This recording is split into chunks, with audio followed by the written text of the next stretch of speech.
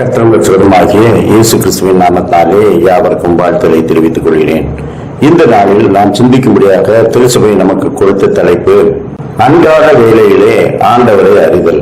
நியாயாதிபதிகளின் புஸ்தகம் 6ஆம் அதிகாரம் 12ஆம் வசனம். கர்த்தருடைய தூதனானவர் அவனுக்கு தரிசனமாகி, பராக்கிரமசாலியே, கர்த்தர் உன்னோடு இருக்கிறார். இஸ்ரவேல் ஜனங்கள் மறுபடியும் கர்த்தரின் பார்வைக்கு பொல்லாப்பானதை செய்தபடியினாலே அவர்களை அவர் மீதியானியர்களின் கைகளிலே ஒப்புக் கொடுத்தார். இந்த மீதியானியர்கள் தேசத்தை பிடித்து ஆளுகை செய்யாமல் இஸ்ரவேலர் விதை விதைத்திருக்கும் போது திரள் கூட்டமான மற்ற ஜாதியினரை கூட்டிக் கொண்டு வந்து அவருடைய வேளாண்மையை நாசமாக்கி ஆடு மாடுகளையும் மிருக ஜீவன்களை ஆகிலும் வைக்காமல் எல்லாவற்றையும் ஓட்டிக் கொண்டு போய்விடுவார்கள். இப்படி 7 வருடம் மீதியானியர்களாலே இஸ்ரவேல் ஜனங்கள் ஒடுக்கப்பட்டார்கள். அப்பொழுது அவர்கள் கர்த்தரை நோக்கி கூப்பிட்டார்கள். அப்பொழுது கர்த்தர் ஒரு தூதனை அனுப்பினார். கர்த்தருடைய தூதனானவர் கிதியோன் என்ற பராக்கிரமசாலியை அவன் வேலை செய்து கொண்டிருக்கும் போது தரிசனமாகி, பராக்கிரமசாலியே, கர்த்தர் உன்னோடு இருக்கிறார் என்று சொன்னார். கிதியோன் ஆலைக்கு அருகாக கோதுமையை போரடித்துக் கொண்டிருந்தான். மீதியானியர்கள் வந்து தாக்குதலை மேற்கொண்டார். ஆலைக்குள்ளே ஓடி தப்பித்துக் கொள்ளலாம் என்ற நம்பிக்கையோடு அவன் இருந்தான். அவனை கர்த்தருடைய தூதனானவர் சந்தித்து, பராக்கிரமசாலியை, கர்த்தர் உன்னோடு இருக்கிறார் என்று சொல்லுகின்றார். நியாயாதிபதிகள் 6:5-11 வசனங்களிலே, மீதியானியரின் நிமித்தம் இஸ்ரவேலர் மலைகளில் உள்ள கெபிகளையும் குகைகளையும் அரணான ஸ்தலங்களையும் அடைக்கலமாக்கி கொண்டார்கள். நாம் நம்பிக்கையற்ற சூழலை, உயிருக்கு உத்தரவாதம் இல்லை, உழைப்பின் பலனை அவர்கள் பெற்றுக்கொள்ள முடியவில்லை. எனவே அவர்களின் நம்பிக்கைகள் அளிக்கப்பட்டு மரண பயம் சூழ்ந்திருக்கிற அந்த நேரத்தில் கர்த்தருடைய தூதனானவர் கிதியோனுக்கு தரிசனமாகி, பராக்கிரமசாலியே, கர்த்தர் உன்னோடு இருக்கிறார் என்று சொல்லி கேட்கின்றார். அப்பொழுது கிதியோன் கேட்கின்றான், கர்த்தர் எங்களோடு இருந்தால் இவைகள் எங்களுக்கு நேரிடுவானேன்? நாம் ஒரு மனுஷனுடைய எதிர்பார்ப்பெல்லாம் கர்த்தர் நம்மோடு இருந்தால் எல்லாம் சகஜமாக, எல்லாம் நன்றாக நடக்க வேண்டும். ஆனால் இப்பொழுது நெருக்கப்பட்டுக் கொண்டிருக்கிற இந்த சூழ்நிலையிலே கர்த்தர் எங்களோடு இருக்கிறார் என்று சொல்கிறீர்களே, அப்படியானால் அது உண்மைதானா? அவர் எங்களோடு இருந்தால் இவைகள் எல்லாம் எங்களுக்கு நேரிடுவானேன்? கிதியோனுடைய எதிர்பார்ப்பு உண்மைதான். கர்த்தர் அவர்களை மீதியானியரின் கையிலே ஒப்பு கொடுத்திருந்தார். ஆனால் அந்த காலம் முடிந்து இப்பொழுது நற்செய்தி வருகிற நேரம். அப்பொழுது கர்த்தர் உங்களோடு இருக்கிறார் என்று சொல்லி கர்த்தருடைய தூதனானவர் சொல்லுகின்றார். நாம் ஒடுக்கப்பட்டும் நெருக்கப்பட்டும் இருக்கிற நேரங்களிலே, கர்த்தரை நோக்கி முறையிட்டுக் கொண்டிருக்கிற நேரங்களிலே நம்முடைய ஜெபங்கள் கேட்கப்படுகிறதா, கேட்கப்பட்டிருக்கிறதா? அதை குறித்த நற்செய்தி நமக்கு வேதாகமத்தின் மூலமாக சொல்லப்படுகிறது. இங்கே கர்த்தருடைய தூதனானவர் மூலமாக கிதியோனுக்கு சொல்லப்படுகிறது. உனக்கு இருக்கும் இந்த பலத்தோடு இப்போ நீ இஸ்ரவேலரை மீதியானியரின் கைக்கு நீங்களாக்கி ரட்சிப்பாய். உன்னை அனுப்புகிறவர் நான் அல்லவோ என்று சொல்லுகின்றார். அப்படியானால் முதலாவது, நீ சுற்றிலும் இருக்கிற சூழ்நிலைகளை பார்க்காதே, உன்னோடு பேசுகிற நான் யார் என்று பார். கர்த்தர் எப்படிப்பட்டவர், அவருடைய வல்லமை எப்படிப்பட்டது என்பதை நாம் நோக்கி பார்க்கும் போது கர்த்தர் நம்மோடு இருக்கிறார் என்பதை உணர முடியும். நான் கிதியோன் பராக்கிரமசாலியாக இருந்தான். ஆனாலும் பயத்தோடு தன்னுடைய உடைமைகளை பாதுகாப்பதற்காக ஆலைக்கு அருகே ஆலையிலே ஒளிந்து கொள்ளலாம் என்று சொல்லி அவன் யுத்த களத்தின் பின்னணியிலே இருப்பவனை போல பயத்தோடும் நடுக்கத்தோடும் இருந்தான். ஆனால் கர்த்தருடைய தூதனானவர், உன்னை அனுப்புகிறவர் நான் அல்லவோ? அப்படியானால் பலம் எங்கிருந்து வருகிறது?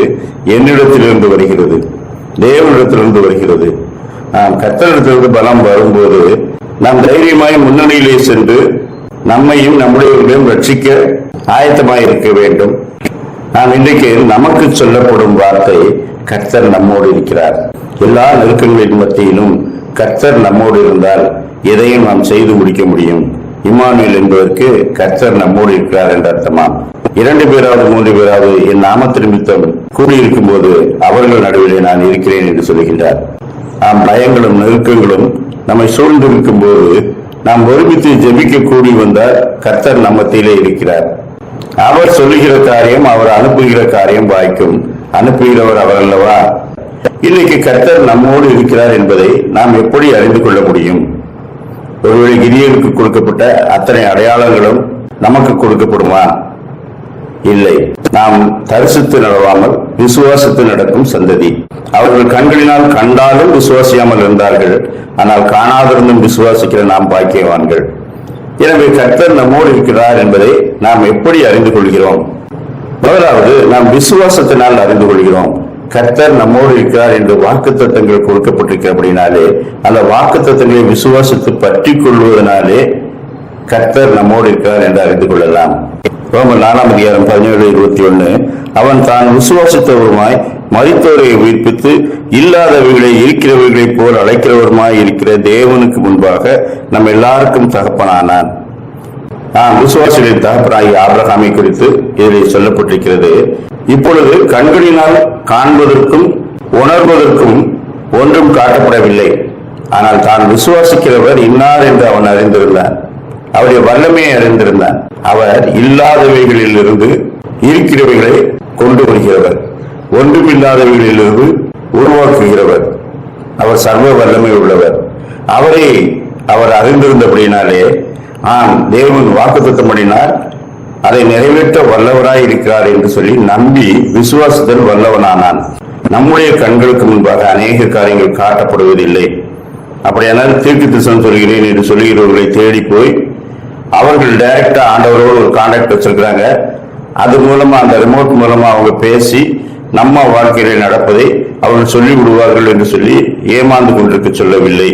கர்த்தர் நமக்கு சொன்னதை, நம்முடைய இருதயத்திலே சொன்னதை அவர் நிறைவேற்ற வல்லவராய் இருக்கிறார் என்று அவரை மட்டுமே விசுவாசிப்பது. அப்படி விசுவாசத்தினாலே நாம் தேவன் நம்மோடு இருக்கிறார் என்பதை உணர்ந்து கொள்கிறோம். 1 பேதுரு 5:6, ஆகையால் ஏற்ற காலத்திலே தேவன் உங்களை உயர்த்தும்படிக்க அவருடைய பலத்த கைக்குள் அடங்கியிருங்கள். அவர் உங்களை விசாரிக்கிறவரானபடியினால் உங்கள் கவலைகளை எல்லாம் அவர் மேல் வைத்து விடுங்கள்.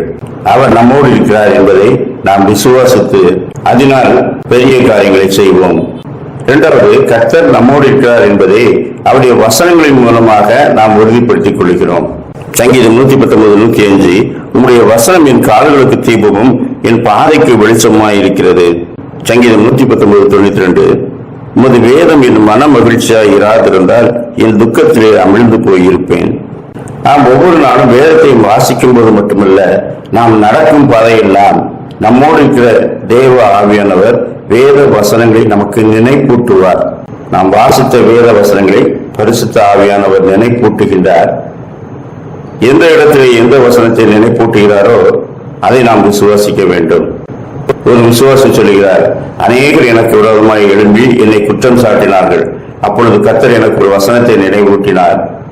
அவர்கள் உனக்கு விரோதமாய் ஒரு வழியிலே வருவார்கள், ஆனால் 7 வழியிலே ஓடி போவார்கள். இது இஸ்ரவேல் ஜனங்களுக்கு தேவன் கொடுத்த வாக்குத்தத்தம். அந்த வாக்குத்தத்தம் கிறிஸ்துவுக்குள் எனக்கும் இருக்கிறது. எனவே இவர்கள் ஒருமித்து கூடி என்னை குற்றம் சாட்டினாலும் அவர்கள் 7 வழியாய் ஓடி போவார்கள். இதை நான் விசுவாசிக்க வேண்டும் என்று சொல்லி தேவாவியானவர் எனக்குள்ளே நினைவூட்டினார். அப்படியே என் மீது குற்றம் சாட்டுகிறவர்கள் எல்லாரும் வெட்கப்பட்டு போனார்கள். ஐயா, தீங்கானது ஒன்றும் எனக்கு நேரிட்டு விடாது என்பதை வேத வசனங்களின் மூலமாக நான் விசுவாசிக்கிறேன். எனக்குள்ளே வாசம் பண்ணுகிற தேவ ஆவியானவர், அவர் வேத வசனங்களை நான் நடக்கும் பாதையெல்லாம் எனக்கு நினைவூட்டி என்னை நடத்துகின்றார் என்று சொன்னார். கர்த்தருடைய வசனம் குறைபற்றதும் ஆத்துமாக்களை உயிர்ப்பிக்கிறதுமாயிருக்கிறது. அவருடைய வசனம் நம்முடைய கால்களுக்கு தீபமாயிருக்கிறது. எங்கெங்கெல்லாம் நமக்கு தேவைப்படுகிறதோ அங்கெங்கெல்லாம் அந்த வசனங்களை கர்த்தர் நமக்கு நினைப்பூட்டுகிறார். அவற்றை விசுவாசத்தை பற்றி கொள்ளும் போது கர்த்தர் நம்மோடு இருக்கிறார் என்பதை நாம் உணர்ந்து கொள்ளலாம். மூன்றாவது, கர்த்தர் நம்முடைய வாழ்க்கையிலே செய்து கொண்டிருக்கும் செயல்களை கூர்ந்து கவனித்து அடையாளம் கண்டு கொள்ளும் போது அவர் நம்மோடு இருக்கிறார் என்பதை உணர்ந்து கொள்ளலாம். அநேக நிகழ்ச்சிகள், அநேக காரியங்கள் உலகத்திலே நடந்து கொண்டிருந்தாலும் சங்கீதக்காரன் தனது அனுபவத்திலே சொல்லுகின்றான், இன்னென்ன செயல்களை நீர் செய்யும் போது அதை கொண்டு நீர் என்னோடு இருக்கிறீர் என்பதை நான் உணர்ந்து கொண்டேன். அநேக காரியங்களை நம்முன்னாலே கர்த்தர் காட்டுகின்றார். இது என்னுடைய செயல் என்பதை உணர்த்துகின்றார். அந்த செயல்களை நாம் கூர்ந்து நோக்கி பார்க்கும்போது கர்த்தர் நம்மோடு இருக்கிறார் என்பதை நாம் உறுதிப்படுத்திக் கொள்ளலாம். சங்கீதம் 41:11, என் சத்துரு என் மேல் ஜெயம் கொள்ளாததினால் நீர் என் மேல் பிரியமாய் இருக்கிறீர் என்று அறிவேன். நமக்கு விரோதமாய் யுத்தம் பண்ணுகிறவர்கள் அநேகர் இருப்பார்கள். என் நாமத்தின் நிமித்தம் நீங்கள் எல்லாராலும் பகைக்கப்படுவீர்கள் என்று சொல்லி கர்த்தர் சொல்லுகிறார். கடைசி காலத்திலே நடக்கும் அந்த நிகழ்ச்சிகளிலே கிறிஸ்தவர்களை பகைப்பது உண்டு. நாம் கிறிஸ்தவனாய் இருப்பதனால் சில பாடுகளை சந்தித்தாக வேண்டும், சிலருடைய வெறுப்புகளை சம்பாதித்தாக வேண்டும். அவர்கள் நமக்கு விரோதமாக யுத்தம் பண்ணுகிறார்கள் என்பது நம் கண்களுக்கு தெரிகிறது. அதில் அவர்கள் வெற்றி பெற முடியவில்லை. சத்துரு வெற்றி பெறாதபடி கர்த்தர் காப்பாற்றுகிறார். அதை நம்முடைய ஆவிக்குரிய கண்களால் பார்க்கும்போது கர்த்தர் நம்மில் பிரியமாய் இருக்கிறார் என்று உணர்ந்து கொள்ளலாம். சங்கீதம் 18:40, நான் என் பகைஞரை சங்கரிக்கும்படியாக என் சத்துருக்களின் பிடரியை எனக்கு ஒப்பு கொடுத்தேன். நம் அன்றாட வாழ்க்கையிலே நாம் எதிர்கொள்ளும் அநேக பிரச்சனைகளுக்கு மத்தியிலே சத்துருவை நம்மிடத்தில் ஒப்பு கொடுக்கிறார். நீ என்ன வேண்டுமானாலும் செய்யலாம், ஆனால் நாம் தீமையானவர்களை செய்யக்கூடாது. சரியானபடி மாட்டிக்கிட்டியா என்று சொல்லி பழி வாங்கக்கூடாது. அந்த சமயத்திலே கர்த்தர் மன்னித்தது போல மன்னிக்க வேண்டும். நாம் நமக்கு சத்துருக்களை சங்கரிக்கும் வாய்ப்பு இருந்தாலும் நம்மை பகைக்கிறவர்களை பழி வாங்கக்கூடாது. கர்த்தர் நம்முடைய சித்தத்தின்படி ஏற்ற காலத்திலே அவர்களுக்கு பதிலளிப்பார் என்று சொல்லி விட்டுவிட வேண்டும். சத்துருக்கள் நம்மை மேற்கொள்ள விடாமல் பாதுகாக்கின்றார். அவருடைய பிடரியை நம்ம கையில் ஒப்புக் கொடுக்கின்றார். நீதிமொழிகள் 16:7 ஒருவருடைய வழிகள் கர்த்தருக்கு பிரியமாய் இருந்தால் அவருடைய சத்துருக்களும் அவனுடைய சமாதானமாகும்படி செய்வார். நம்முடைய வழிகள் கர்த்தருக்கு பிரியமாய் இருந்தால் ஒவ்வொருவராக நம்மோடு ஒப்புரவாவார்கள். நாம் சமாதானத்தை கொண்டு வருகிறவர்கள், நம்மோடு மற்றவர்கள் சமாதானம் ஆவார்கள். அதை கொண்டு கர்த்தர் நம்மோடு இருக்கிறார் என்பதை நாம் அறிந்து கொள்ளலாம். சங்கீதம் 18:19, அவர் விசாலமான இடத்திலே என்னை கொண்டு வந்து என் மேல் பிரியமாய் இருந்ததினால் என்னை தப்புவித்தார். நெருக்கங்களுக்கு மத்தியிலிருந்து கர்த்தர் விடுதலை தந்து நம்முடைய இருதயங்களை தேற்றுகிற அனுபவம். அநேக சமயங்களில் கர்த்தர் நம்மை தேற்றும் போது நாம் உணர்ந்து கொள்வதில்லை. எவ்வளவோ நெருக்கங்களில் இருந்து விடுவிக்கப்பட்டிருக்கிறோமே என்று சொல்லி ஸ்தோத்திரம் செலுத்துவதில்லை.